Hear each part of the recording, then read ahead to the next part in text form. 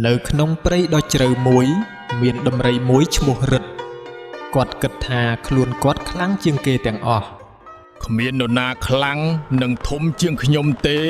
នៅក្នុងព្រៃនេះ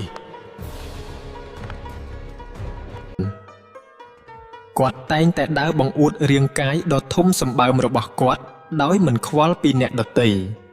ថ្ងៃមួយគាត់បានជួបនឹងកង្កែបតូចមួយឈ្មោះជីប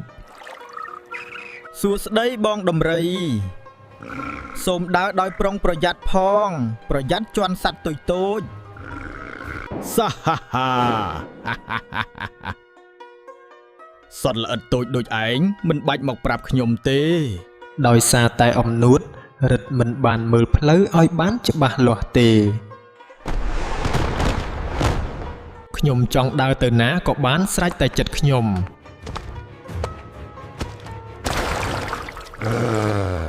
ស្រាប់តែគាត់បានផុងជើងចូលទៅក្នុងរណ្ដៅភក់ដ៏ជ្រៅ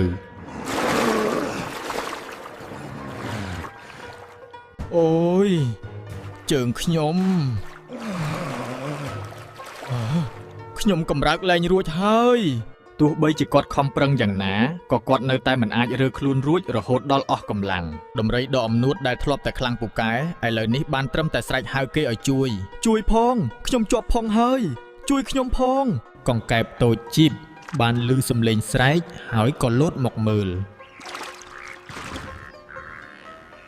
បងដំរី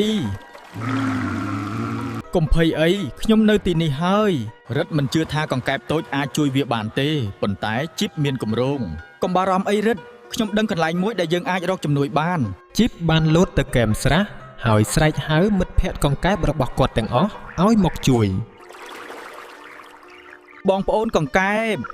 សូមមកជួយបងដំរីដែលកំពុងជាប់ផុងក្នុងភក់មកឆាប់គ្នាយើង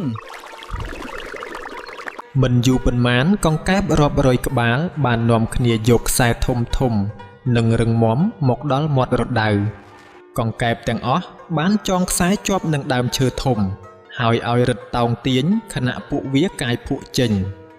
ដោយសារសាមគ្គីភាពរបស់សត្វតូចទីបំផុតរិទ្ធអាចងើបចេញពីភក់បានដោយសុវត្ថិភាពរួចខ្លួនហើយ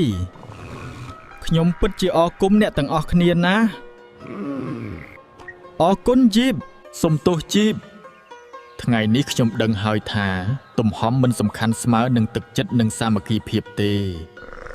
រិទ្ធបានរៀនមេរៀនដ៏សំខាន់មួយថាមិនត្រូវមើលងាយអ្នកដទៃឡើយទោះបីជាពួកគេតូចជាងក៏ដោយ